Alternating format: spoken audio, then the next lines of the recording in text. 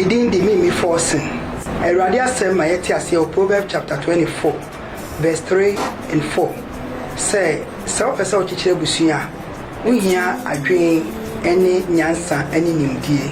Enu nti ne yede awarepa anibr3 yede bro. Yawa da bia efri nonum ekopem nonsia. Medofo bomoden ana tenase na ehwe programming na waware ebeye kama. Dwumadi ebeba so Top G TV.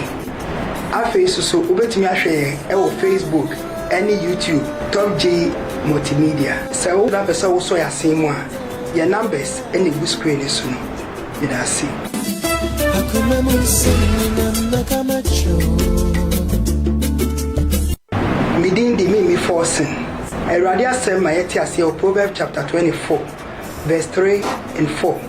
Say pesa o chichire busua. Uhia adwen ene nyansa ene nimdie. Enu nti ne yede awarepa anibr3 yede bro. Yawa da bia efri nonum ekopem nonsia. Medofo bomoden ana tenase na ehwe programming na waware ebeye kama. Dwumadi ebeba so Top G TV. Afi so ubetumi ahwe e Facebook any YouTube Top G Multimedia. Se wo da pesa wo so ya semu a your numbers any good screen so no. Bidasi. Hakuna musina na kama cho. Midin di me forcing. Eradi asem ma yeti ase o Proverbs chapter 24 verse 3 and 4. Say pesa o chichire busua. Uhia adwen ene nyansa ene nimdie. Enu nti ne yede awarepa anibr3 yede bro. Yawa da bia efri nonum ekopem nonsia.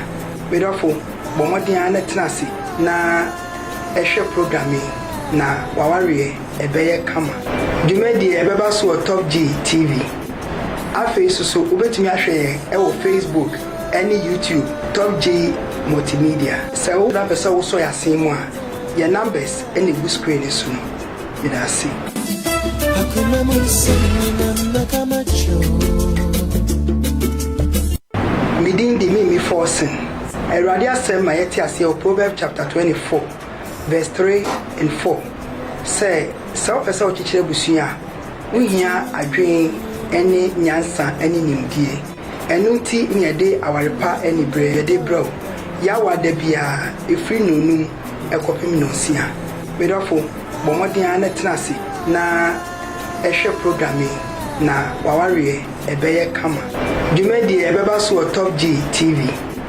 Afi so ubetumi ahwe e Facebook any YouTube Top G Multimedia. Se wo da pesa wo so ya semu a your numbers any good screen so no. Bidasi. Hakuna musina na kama cho. Midin di me forcing. Eradi asem ma yeti ase o Proverbs chapter 24 verse 3 and 4. Say pesa o chichire busua. Uhia adwen ene nyansa ene nimdie. Enu nti ne yede awarepa anibr3 yede bro. Yawa da bia efri nonum ekopem nonsia. Medofo bomoden ana tenase na ehwe programming na waware ebeye kama.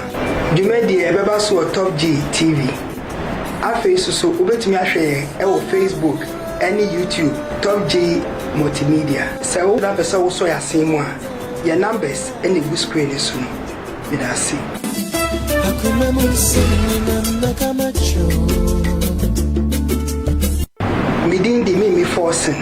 Eradi asem ma yeti ase o Proverbs chapter 24 verse 3 and 4. Say pesa o chichire busua. Uhia adwen ene nyansa ene nimdie. Enu nti ne yede awarepa anibr3 yede bro. Yawa da bia efri nonum ekopem nonsia. Medofo bomoden ana tenase na ehwe programming na waware ebeye kama. Dwumadi ebeba so Top G TV. Afi so ubetumi ahwe e Facebook any YouTube Top G Multimedia. Se wo da pesa wo so ya semu a your numbers any good screen so no. Bidasi. Hakuna musina na kama cho. Midin di me forcing. Awurade asɛm ma yɛte aseɛ Proverbs chapter 24. Amen. Harpa anibr3 ene yasan babio mu mi ache enokre for the past 3 weeks adwuma ade ekodi baby it won't yenka na nye program no ene a ende but na adwuma ade akwakodu baby medofo memo akwaba eba our prayer anibr3 program so ene so da foforo obo ade nyame ode ache menu mienu se moje bi di afri san we mu na ye ketema da abodwemu a na ye onyankopon na domara kwa na ma menu mienu ya yesa ne etie enne ye program no eso be ye de ti bisrew waware a entwu mvu free program we mu da aware mu nsem doso aware mu nkekaye no edoso etoda na ye wo se mabre enka mi free mu nko nanso onyankopon se awarejaye na chiwade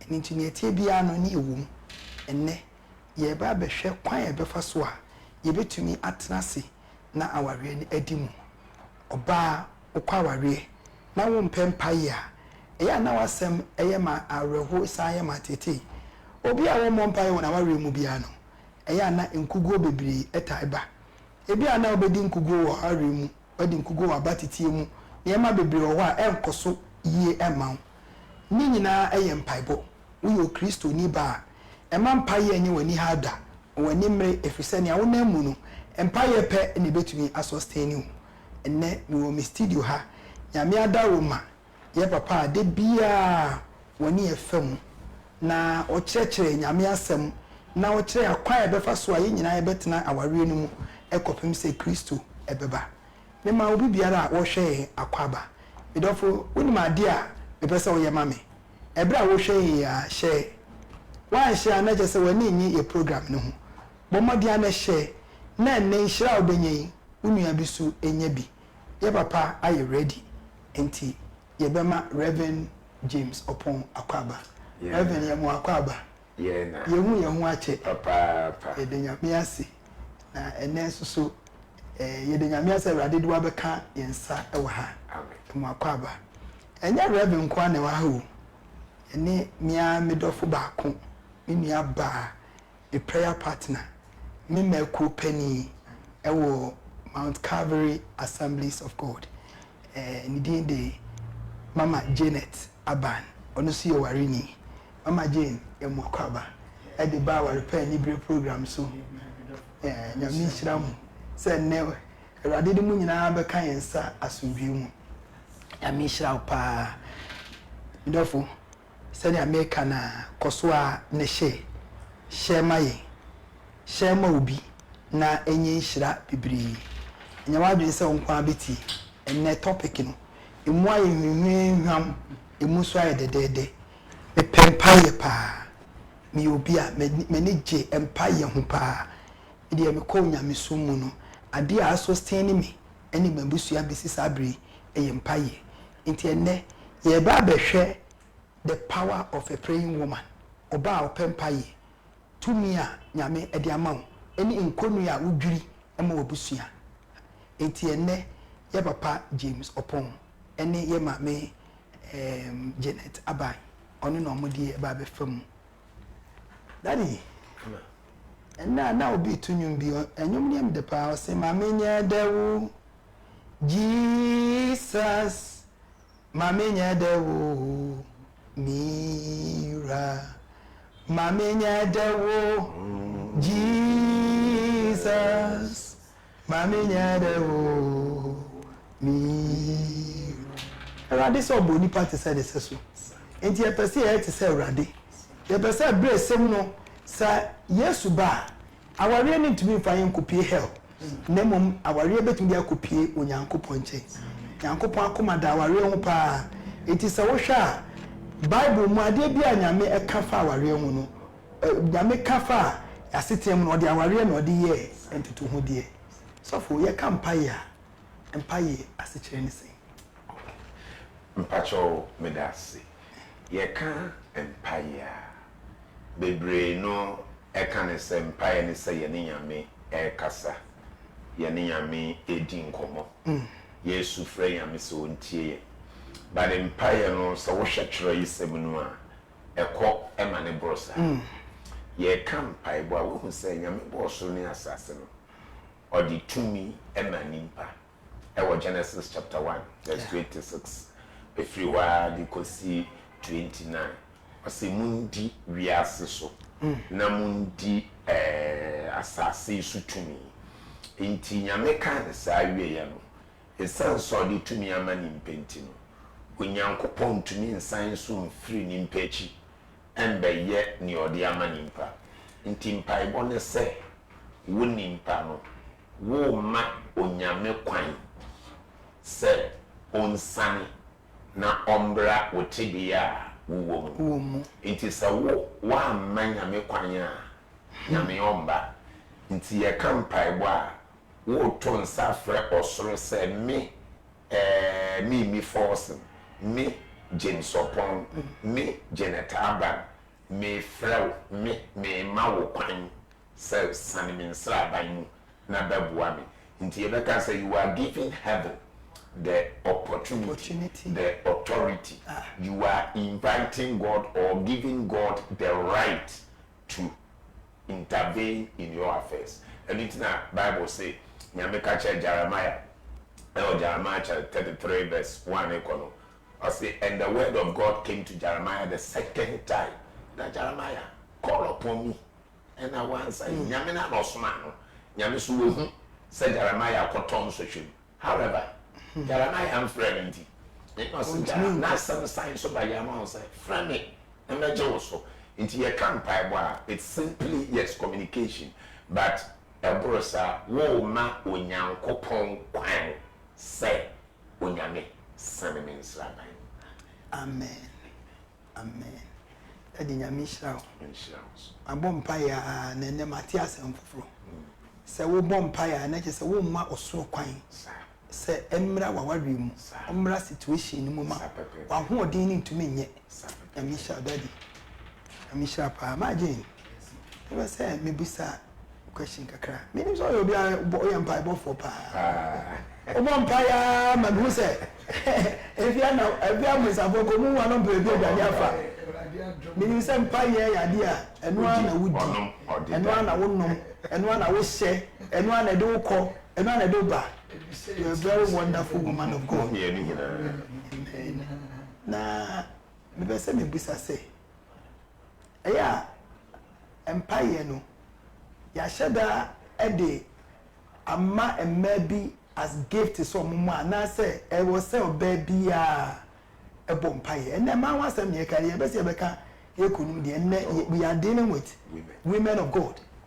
Intino eya na eye emre bi a ye de ato ama emma bi mu say se obo mpai na emma bi mu de yesi mo mpai eye mra bi ana say esese oba bi a esua senia esi bo mpai yo mami me da sipi nyame hira enye ade a ya hihye atogo say wo de ya kan nipa bi a be 100 say sankrofo we a omo ye man wo mo na sese omo ko Awurade mu dabi ye tun num bi say Awurade mami kwan na me ndida wo fo mami kwan na me ndida wo fo se wo mami kwan ya Awurade meba wo chen sa enti no nyame asem amayate ase se ono se ne oni nipa na mo no onyiyi nipa mu se wo beja wo ho ama ono Awurade na wahwehwe no na wahunu se ono nkuto ne wo boafo no asa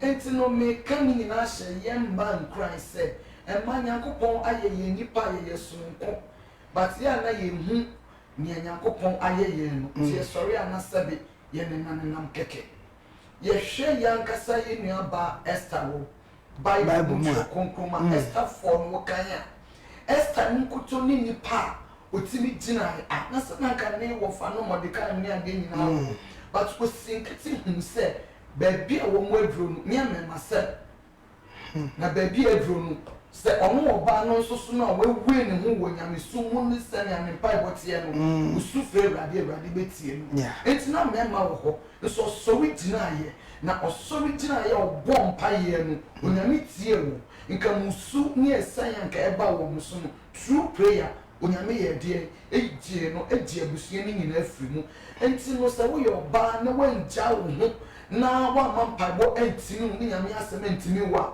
sebe what is the tuntuwa mfama bia bebo bia betimi hu nti e ma ye somo nti mo ma ye sorry na onyankopon animu no onye yiyimu se na ye tie bia akoma ene ahofama ene onyame ehwehwe afiri yeah amen edanyame ase pa edanyame ase na ende mama wa ma ye hu se ma nyina sorry ewo empaibo mu empire ya ade bia ehia pa empire ya ade bia wo se Kristo ni ba bia rusua se a ekwan fa so a ye bom mpaye edi nkonimu ade bible mu ema dodo sen na betumi di omo atoto empire hu ema dodo sen uhunu ma bia na omo ye empire bofo a nkonimdie eye omo dia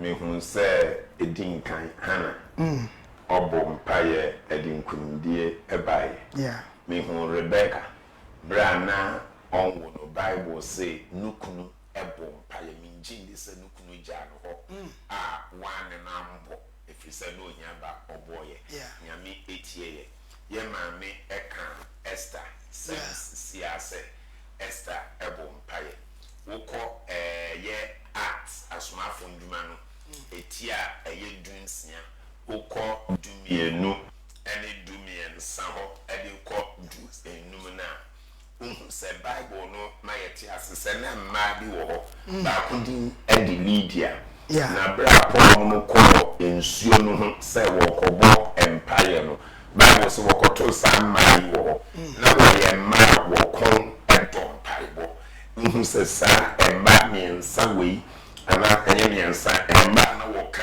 Lydia ho no sa empire no mu no wo be wo shia ko no ma wo be hu Kristo ema wo Paul mo chose mu metina ye fie na ye nhwe mo se mu bu yen se Kristo fo a me hu oba bi ti se Abigail tumi a ewo mpa ibo no mama kan ba ko sisi a wo sha Abigail a ni oyeye no enkonkoba ne so onye oba obo mpae efri se tumi ewo mpa ibo mu no emanyansa edi yen etutu anamo for now metumi akasa emba enumi ya ma Elizabeth Zakaria eyere minimse na onu so osu afebrade do ni miri etwemu no onyankopon etie no ye maame Anna we can Luke chapter 2 na Bible say oyoba oware and fear in sia samantwene onyame kanetisa ena nukunu wiye otna onyame fie asori dem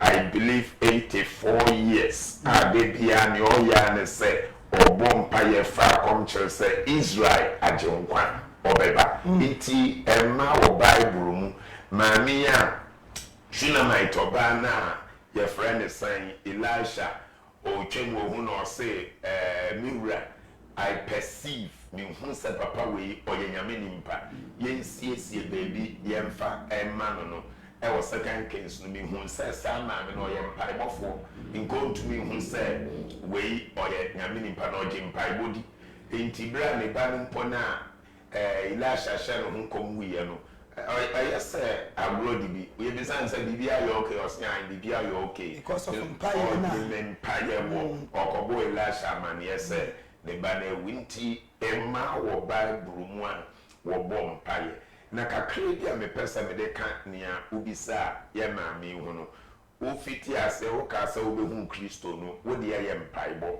ye share the ark of covenant apamada kana esi konkron mu konkron bia ho inti sofu peninu owra oba akopia oko ekodi now so wukọ sa apamada kanumu a yewo Aaron epuma no ena yewo mana na etoye no ena emra eduno emra tuno bigidi yese gina ho ma onyankopon asem ena fe Aaron puma no ɛyɛ tumi authority na dia ebre o Kristo ni bia sa tumi ni ahode na ɛyɛ mpaebɔ ti etumi ka sɛ no yɛ mpaebɔ mana no ɛyɛ aduane a nyame de ma wɔn relationship a ɛsɛsɛ de bia yɛ gyina nyame asɛm ne mpaeɛ so yɛ ma ɛkɔ so wɔ yɛ fie ne yɛ aware mu nti kakra me tumi aka fa ade nyame enhyira wo ene de wa kasa obesi you do all wa kasa pa achese we nyame nipa ene watu yefu me gidi se de hia me pa ye mabaawa no a mo aware na sei no eya na omufi se aware ye ntade na ye behye na edom adi animu no ene na ye aware enye no ni aware no ni ahyehye ntade ebia so me bedi wachi bi obia se medi wachi bi wonim nipa no ni odi bedi wanim emu akwakura you don't know. Marriage is not a physical thing, it's a spiritual thing. You know, send your musi bomodiana, womoye nemasanda me ho yira me. Imagine. Me say me busa o question. Say obompaya na your son ye ma. How do you feel? What bompaya sa obi to me guys my bompaya sa be obusa no 2 years ago. 3 years ago, again any party go through. Nyama bi wa aware ni mu go through nyama bi ewo abatitie mu go through nyama bi ewo asetena mu osima bompa ya enye no apaba e pese na wo kasa kire obi a wonam ohaw ni oyaw mu ni wo bompa ya na ye wo se Awurade da ben ena asemu ya me bompa ye e betumi anya no yie obi a ni nkonua ebi dia ya aware adofo mi no ye hu ye ho yesi epe ye ho na obonefo na dia otan ababatum ebi dia ya abatetie obi ye Kristo nipa do wona ne mane ne nambasa abasa wo mo ye niema enya wo ma me no na wo de kire wo enso busa na wose mabompa ya no mabre obebusa nipa ni 2 years obebusa ni 3 years obebusa obi 1 year mabompa ya sa be 1 year mabompa ya sa me hu no hwe e dia be nkrasha na de be ma obi a wabompa ya sa na enso so anu ye bi ama de nkrasha na de be ma no amen me da si bebre ni ameka kire ene emma titu ensem bebre na me fi se ye ka enti ene mi gina onyame asam so na me ka se ye hwe ye mama Sarah ene ye papa Abraham onye ko po hye wo mo bo amen na bo hye no onyame aka ba pan na be fa so aba no na ye onyankopon kuto no yes enti ne dia me fa ne se Abraham ne Sarah ne nam ho ni nyina ne dia me dia ma fa ne se na ye mpa na Awurade esiesie wo enti ne wo mo we ni da so se eche se dia se ne ya sama kanwa ebebem enti ene me ka so be en Christ se wa wona na tete apro aye basa wo hwia koso abompaye eni da so wo ya so 3 years 5 years 10 years 20 years to crown na onia me ka kire say one day onyame be hye ne dia no matter how ni a wo femu umma wukunu da bi enjan paye no at the moment I will be jani ka hu se wa brabon apen e bia sada na wo be ye wa bi se wo be jani sada no nyankopon e di anu ye ebrew enu ti se ye be ne nam ni ye ne nam ye hu ni aye nye ye duru ha ni ye poja ya sam na to sabe aye ti se obi a don komi o ti ase ya se ye go don komi wo encantamanto obonu wo no sa odigo ha na ya ntwa na wa sign the course se nipa no ni gidie se ba bi ode no ma na eguo no ya beto ya gidie se empa ye na wa bon se ye 1000 years one day onyame fiapem eye ne so dako enti one day onyame besesa no ma enti ni ame ka hye ye nua no nyina nkura ne mba titru se eya ye kasa dodo emma ye kasa sie ye kasa ni nyina abemma Awurade ne atintim wonyame me ne hu na nkura ya gine dia in fact obi de na sam na wari sam no de akotena studio na we de ne so na we de ne so na we de ne so onia oba me hye Christ ko nkoto duanim sugu onyankopon so ebra wo bompa ye wo kire kom na wo ye onyankopon adwuma na wo ye ne yie no through that no Awurade be hye dia no onya na ya na Christopher ade ba ko ne say onyame ama ya te ase se mpa ye na ye bebo no obrade wo asam ka kire ye ida so be ka kire say ne magia tum ene me de ba ana se twen ye petwen atene mi ka kire Christo ni ba bia se bo modern din die ba she osa omsu amen na ko so atwe ye brade anim amen ye brade adwuma yie na fa wakoma nyina do awrade na one day onyame be kasa na so ha wo nyina afiri ho amen mama nyame chapa da be so de kakra so so de kakra kan you nyame de be kaye maame die yi ho no wo say hana na opeba but no nyankopon so epe prophet look at the name we are inti etu se bi eba mpaibo mu a disanyame onyame adentia eden na esimi kwan ye ne esimi kwan no hu se ne kura ene no kasa di ne ho fa wan but se na ye ma me kan o de se na Abraham but nyame ana ko nyame anim on pompa specifically ma me babema na me de ne bema and that I believe statement open the key sacrificial and sincerely in a boss empire and share and sacrifice somewhere or the bread it is what can I say Maya me draw so Maya and when nyame opepe say yebewo John the Baptist nyame soma na yekokan Yesu yekokan Bible say ansana yebebo osoro ne asase ne yam weyi ye na esie nti onim se me ne mama Adam me de ne bebata nukunu me de some of free me de one be ye weyi na ejem Bible nti se bibi cha mampaye no komu bebre na esiesie abofra no so yefunu mu ana atebia no esiesie no so there is power in persistent prayer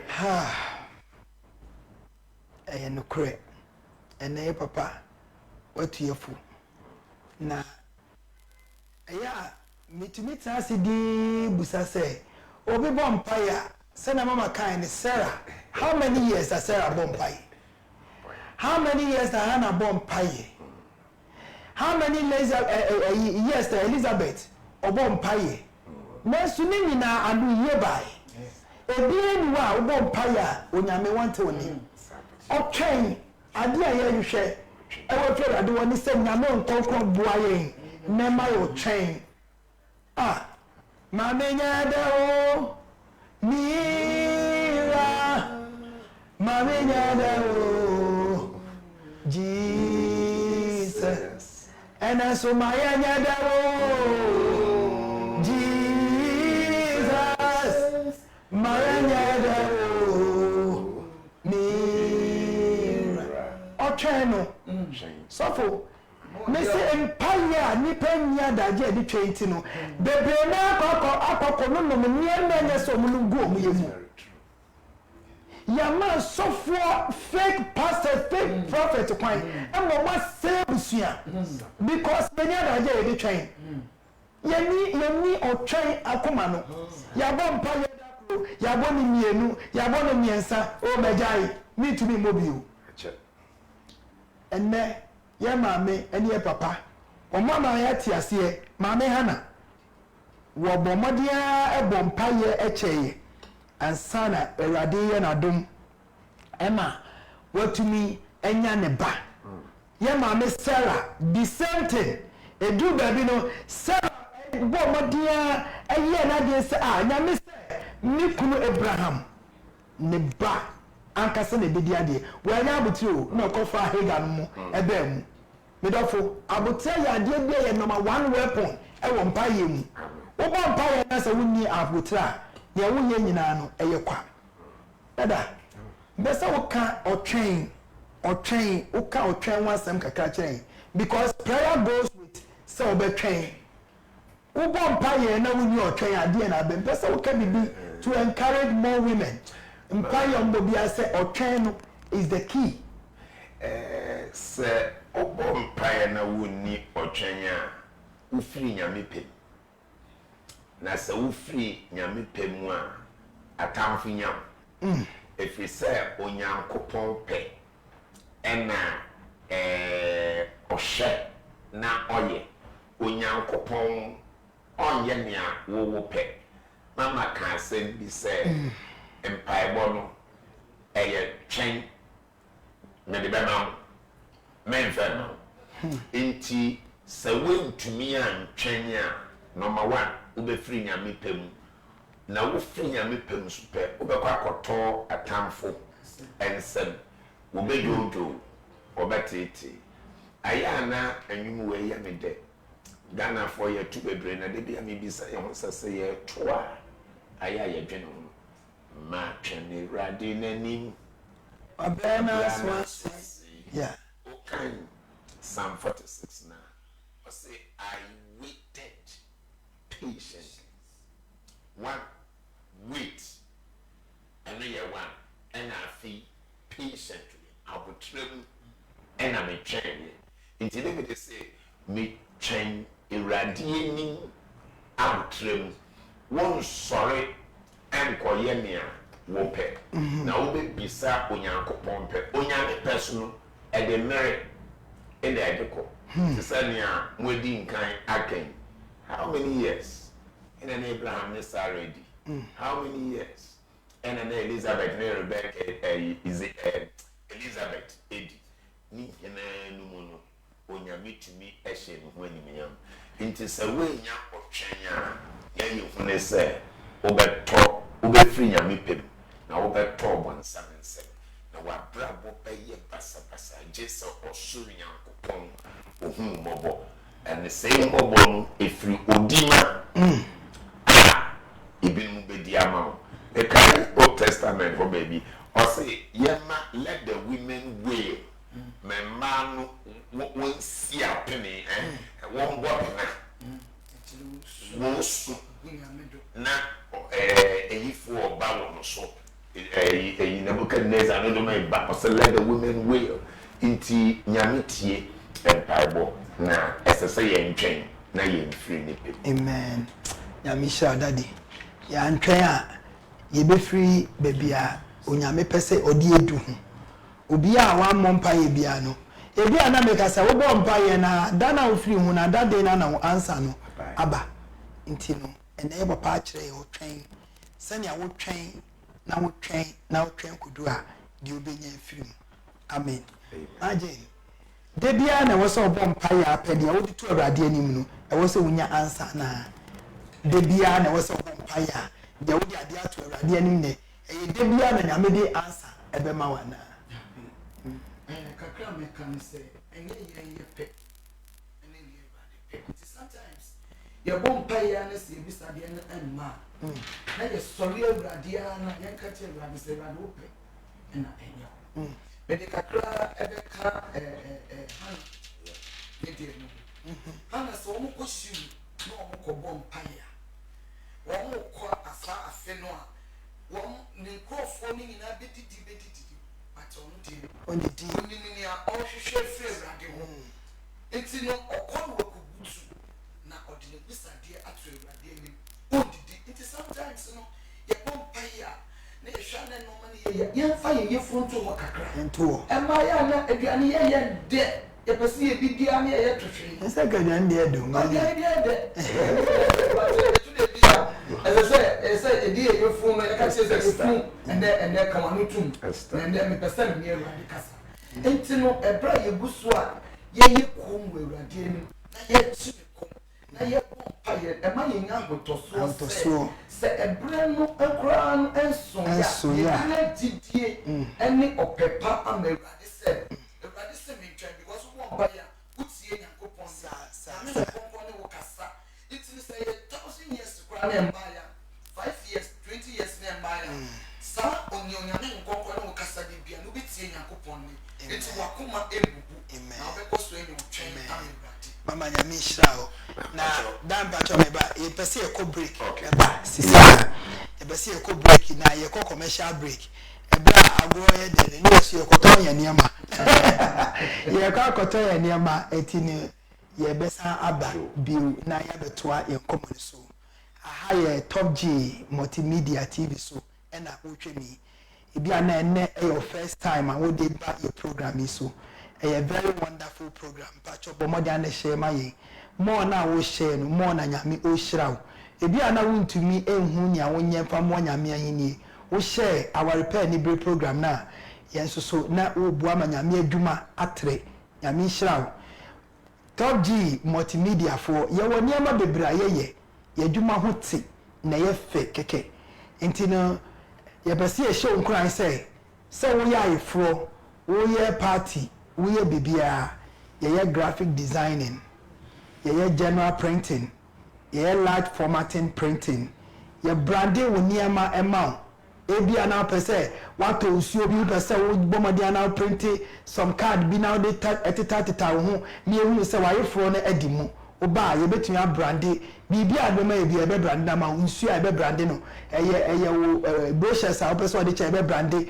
eye past bi apese wo use bia no ye betumi abrande ama na wa ye fro no anase wa yie no anase wo gathering bia any social gathering no etumi adimu eni ti ebe sero pa se bomodia na bra ye office ya say na ye be ye niam ama ma wani age afi so Top G for enema ye ni say ye to me cover event amount wo ye any event so wo ye graduation so wo ye party so wo ye any social gathering biara wo ye ye bomodia outdooring obese ye bomodia na ye be cover wo event ni mawa ye betumi ayama afi tie me ye photo shoot ye to me shoot photo ma e maybe na me ye program ni pa utwa me no wantwa meti utwa me na ase eti e be say enfa nko mobi adwitwa wo na ase ema bra ye betwa wanim sene aho ofisity no ye betumi apolish mo ai fe wa ye kura wo say wo na woti we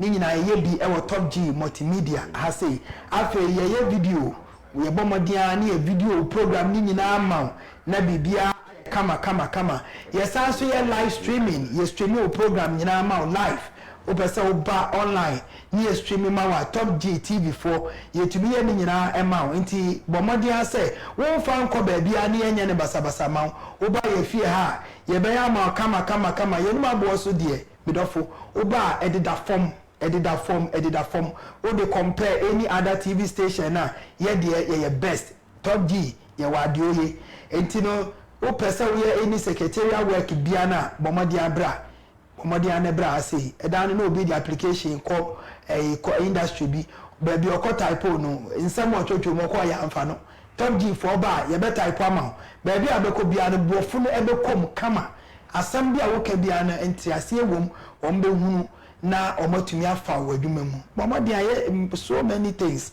e wa ha say afa medofo ebi ana business na wo ye no asaya che business no wa ya intumi ntumpon Top G for ye beboa wo e ma wo business no etumi akọ animu wo a wo ye retail wo a wo ye wholesale bomodi abra wo ba ye be ya ma ape so supermarket for muntie me sister supermarket adwuma bebre wo ho a wo be wo na na ma na ss ya dos wo system ni mu etu be wo na na ma ni bebre na expiring date ache no wo to ade so na expiring date che na e ka na abafi ye be so boboka bomodi an edu ye office ya say ye betwa advert ba akopɛ nyankopon ebema insurance you e de aguso afi so mo amoye import and export oba ye office ya say a ye betumi aye obi bia ma kama e bia na person start business so wo de niema e kwa ama no ne ekoton obeso de ama niema so fi ama na ne e de ba ni nyina ye tumi import eye bibia ma ye beba no ye de advert beto so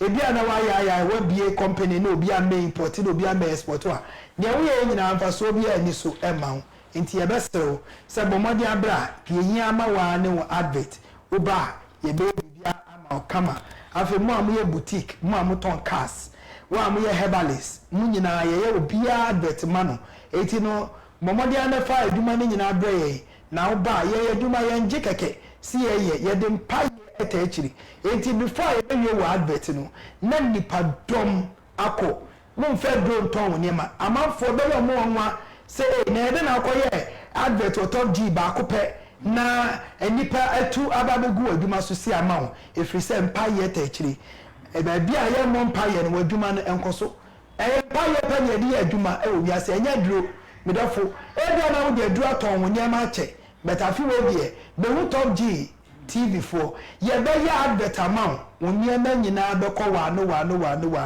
ya me hira no onye okese se wo di wadwuma nyina abre e bia na wo ba se na wo hunu kwa amfa so awoma pacho ye numbers ni nie to bo ase ye nefa open me ba bebubo wo hwe ye Facebook wo hwe ye screen na se a wo be hu se numbers ni e twa mu sa na enso me pesa wo bobo wan kasa fa pen and paper na chocho ni ema nyina ye numbers ni ye 0244 567782 0244 567782 ye number bio a etoso e 024 738517 0240 738517 ebia na wo pesa wo ba ya ha nanso wo hunu kwan a be nante wo de beba medofo ha okra ma bibi aha wo firi odoko na ba be sia atwem akokwashi mana pacho wo du odoko official town junction ni so a twawani hwa wo nsa bankum so se wo firi connection eba wo betwa wo nsa bankum so se wo firi kwashi mana eba wo befa wo behwa wo nsa nifa so ye wo junction wana wo hwe abosane so na ya trust Top G TV ye wo ha de na kan se Top G fo ye wade oye ya me sha se de bia no oba me ye no be ye adwuma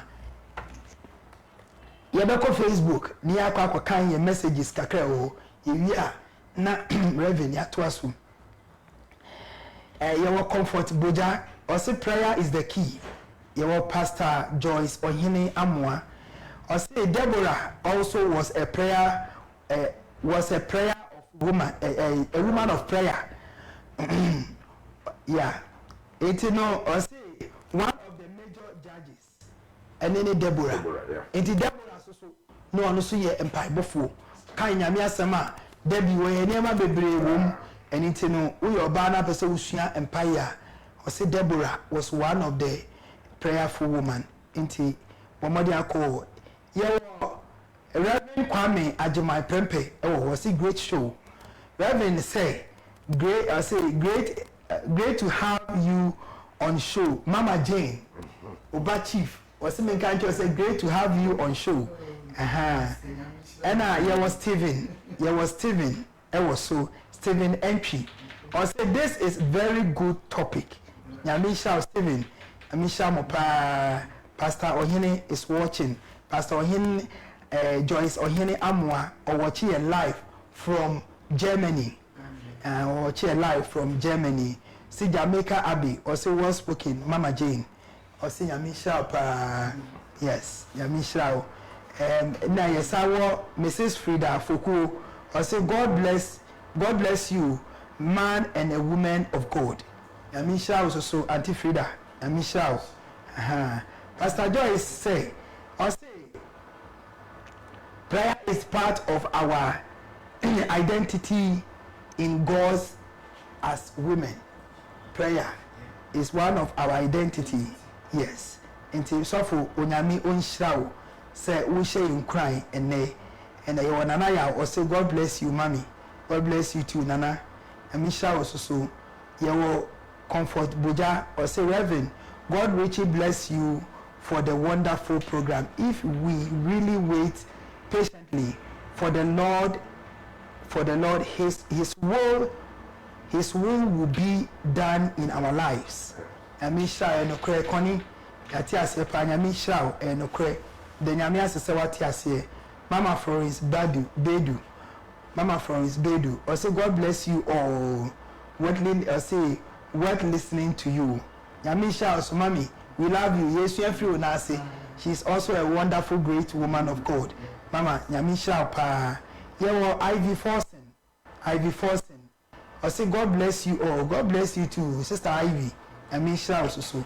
Yewo Reverend Emilia Akest. So. I say thank you for this program. This is very educative. God bless you, Reverend Nyamisha. Yewo Henrietta Jesse. I say good job, Sister. and your crew. God bless you too, Herita. Stephen said, women pray very good role. Women play very good role in prayer. Your prayer keeps us going. Good work, Mrs. Forsen, and your great participant. God bless you. God bless you too, Uncle Steve. And Michelle Pa. And I will Reverend Emilia Akesibiu also God is the key. Prayer is the key to every problem. If only you are a child of God. And Michelle, we are children of God. Amen. You see, I have a BA your phone lines, you know, ekakra. Amen.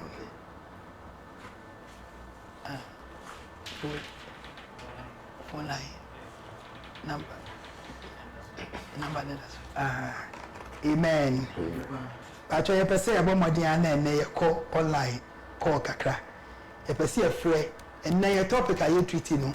Yeni abrepa ye pese abomodia na emma nyina sori ewo mpaibo mu sisi aye hwa ne ma ekoso na ana ye ka se 83 kom no ebi ana wunya famu da hello Pacho, good evening. Where our anibr3 program ni nyame shira ya homa so no wadre Pacho mana menene ka sei Albert Prayerful. Yo, Daddy. You are quite Baba or anibr3 program. Thank you. Let's meet the US. Wonderful. Daddy, crash a ben out de my. I'll be present if I bring a listener, the chair on the our friend here at the policy on the couple of months of the building of months. Yeah, that was it.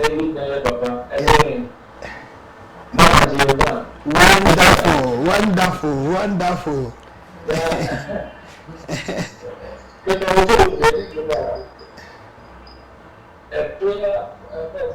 The power of the prayerful leader. I was talking to Bia. There's a man it's here. I don't know. Amen.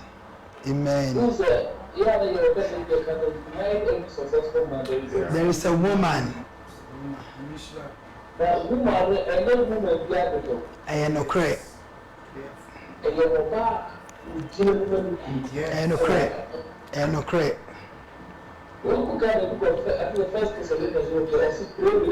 Pray without ceasing, yes.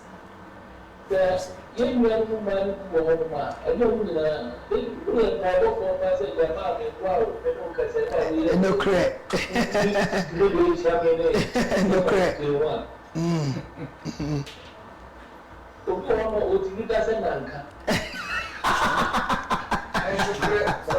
It's true. And the It's true.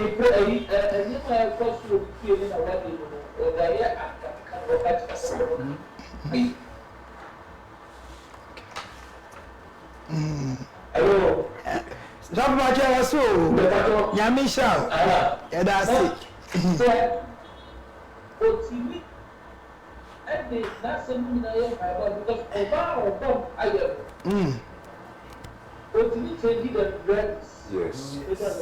Yes.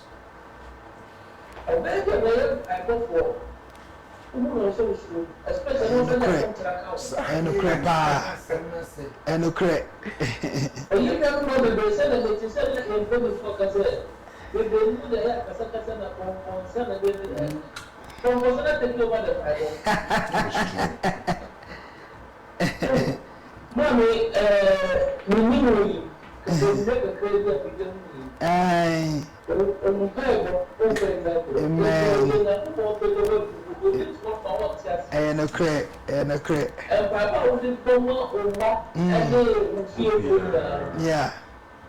Oh, it's your body. Make a second Berman, Mr. Berman, I say, dear Peter Berman, you're Michelle Pa. And it's a woman you don't find from prayer and a pack.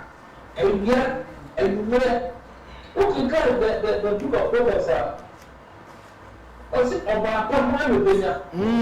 Oyerepa.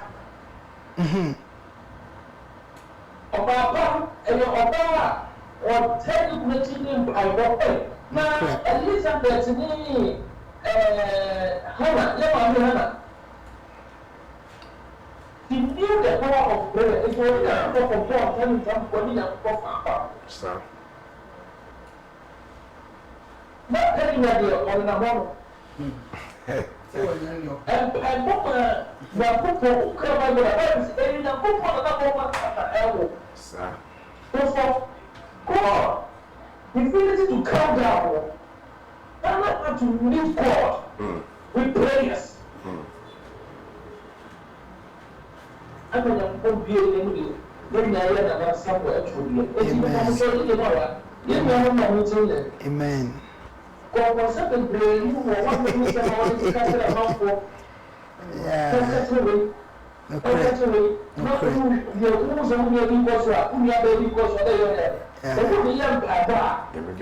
one. Amen.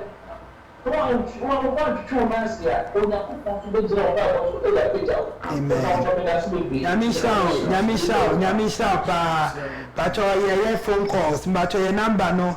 025 6348 112 0256348 Obasa ofre our repair anibr3 program so ayebie your phone lines no until feel free and call. Ya to ayedwumadi ni so ewo Facebook Zinabu Abubakari or say God bless you panelists. God bless you too. Zinabu Abubakari. Pastor Joyce or say God bless you mommy. God bless you too my daughter. Your wonderful daughter. Yamisha pa empire no eya dia ehu hia pa. Em say meko back to Reverend. Em say no person can say be answer na e commercial break. Daddy, em akwa baba program so. You say you man bisa question bi na man ye here no perfectly. Perfectly, yeah. Person me de kakra no choice ka. Yeah. What kind year Proverbs chapter 18 verses 19, 20, 21 from the Good News version. Or say help your relatives and they will protect you. Yeah. Like a strong city wall. But if you quarrel with them, they will close their doors to you. Now, okay, 20 now. Or see, you will have to live with the consequences of every word you say. What you say can preserve life or destroy it. So you must be ready to accept the consequences of your words. When we say, Ebusuye PM Komyawo. Yeah. Ena yena na ma bobom paye bi e de ebusuye nyina hihye. Bible say owo ne nkwa ewo testament so. Yeah. It is simbi wo wa ena wan kasa bra wuni mo no. Insimbi wo wa keka eguwiem. They have power. Yes. It is a kokoba say wo bom paye na wo feel wo baby a wo free ba. Now when breaking all testimony with your lips, your words. Now I'm calling you san sendi na omokekaye. San sendi na woso okekaye no esigina. Yeah. Ewo woso. Te so okasa bua we busuafo na ombebo ho ban. Now when you want eham they will close the door. Me fa say obi ante wase. Sunsun no. Baby a wa tupunu bi mu no wo nim. Ade ba akopɛ ebetumi ebreki na ede fa ho dia ba ye paibo intim paibo tie ene ntina ye papa ofra ye 1 Corinthians 5 I believe 17 or say pray without ceasing. Bompaya winjaida. It is so bompaya na nkasa eche keep on praying hammer say in seni bia ya kanu ebenya into will break it. Amen. Then I am in sharp. I'm saying, but just 1 minute. Bina, Moody, I may be a question now. That is why my 1 minute now, or the around the app. You see around the app. Now, the programming at the berry. I can't crave in your time, no. I break. Imagine, yeah, daddy can't same sister and I see, Miss. Obatan a obie na no a woka no me nsem gu na brabo so especially oba a woyɛ mpaebofo nanso ɔka no me egu ne nsem gu ne maso ne ɛdeɛ be sunsuaso ɛna ɛtanya obi ɔbɔ mpae prayerful woman but obie na no bia na cases ɛna ɔde kase ne kunu kase ne ma ɔkase na busua obia de bufu a ɛnam so mpaebɔ nti no ɔkase such a woman dear advice and mom because me hunu ni man bebre obo mpa ye pa ba me bufu a ode no me nsam kwa no diguo nti dear advice and mom yo mama me da sipi ene eye de radia se onyame this program we abama ye bie no me bie ni so akire ye nuanu mu amen oba bia wo bom paye na onyankopon ti nka hu se onyame tumi ati mu nti se onyame tumi ti mu a wo bom paye onyame tie no ka hu se wo ka boni go maso a ebenya effect e wo maso amen esan se ye hwa bible mu no ye mi refi oba we ni din na ohwe amohiahi ani atiti ofa mu nti no catch say me call one or the Jabez. First Chronicles chapter 4 verse 9. It's ya wo fa mu no a ode man ba no enya infect wo ni ne ba ne so. Nti ya ka hu se onyame di tumi enya ahode agura ye mu. Nti mana ya chede na Awurade di amaye no se ye mba eya de a enya mba mo ma ye nsore ni engina. Se wo kasa na me bagwe hunu ano sei be yo wabo musuo oba ne da achi na wodi di agro mesre ma ma etule bia ye hwese ne aye kunum sabe ebinom de ye no a ne ye so nsunsu aso na ko wie ye maso ye ma bibi kakra o ma ye se nya abotire e de mpaye ta wo mati no na ye dumi wo ye yesa e onya ko ti wade ye ba besen ti mesre ma e de ba ye mia ye ni ni no paye so nyame be ma ya hwehye so e wo ye ma ehwem amen mama dada mpacho before I be round the app amaye no ye wo Facebook Reverend Charles Eninfo or say God bless you sister and efia praman or say yadom or share from United States of America or say on point well said panelists nyame mama nyame hira wo so Radi honestly one of the wonderful prayerful woman want to know or a young lady but open pie or dom pie say senia nipa bom pie and or bom pie I mini anomally there I'm blessed omu nyina open pie Frida mami pramai Joanna omu nyina no they love prayer because omo who say prayer no emfaso ebi wo mu enti nyame hira mo your comfort Buja or say this has been awesome program. May God continue to honor you all. Praise say please also what please increase the time for more contribution. Thank you. We will do that. We will do that in appropriate times. You see, I know you see into 1 hour per any able to nyako. Some more the support a program here. You better more and more and more. Reverend Pacho can be big akama just a short way na yin to me fan round the app. Pacho yeah want to talk from Rebecca say Ephesians chapter 4 verse 29 good news na say do not use harmful words. Wow. But only helpful words. The kind that build up and provide what is needed so that you will say what you say will do good to those who hear you. Wonderful. Enti te se na ye hina ye ka no empaibo eye kasa. De bia na ye ka no eye empaibo. Amen. And me kan ya ye fia se empaibo ne se wo manyame kwan se nyame ombra wo tebia wo wo ton sa fra nyame se nyame me frɛw bra eno ne empaibo. Wonderful. Wonderful. One friend, wonderful. Wonderful. Yamisha Reverend, Yamisha Mama Jane. You can your last wonderful your Facebook, your last reading I reading here Pastor Joyce or Henry Amwa. I say God bless you. Oh, I love this program. we love you too. Munyina Momra, they are all wonderful, prayerful women. Ninyina Frida, Mrs. Frida Fuku. Or see, you taught us, you taught us women of prayer. You taught us women of prayer. Women of prayer. God bless you. Thank you. Send me a good teacher. Be sure send si bom paye na odi chichiri ufie. The person make one story near the your programming. A mammy enu bi na wamoma ekwaye aswodin. Ene yedi omuko prison. Na yedi omuko prison no. Family ba kwa na omu bom paye pa wom. Omu bom paye papa. Akola ni free prison ba ye no. Na wasesa. Di omu bom paye ne ba no. Ebe society, ebe a different person altogether. We a true story. And near woman pen pie and no say, ye quite doso na yama ye ban ye free prison one. One body free prison by no be fast kind of do kun.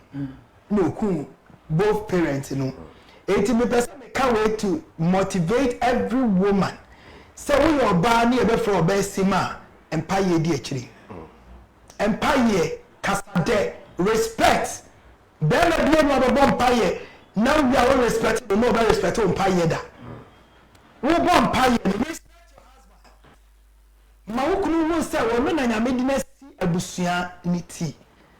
A idea about coupe and the mate my catcher says, who are moi, and there was so many dear champagne for Mamudiache, a bema or a handful. Or pay their boat, no pursue, take your life.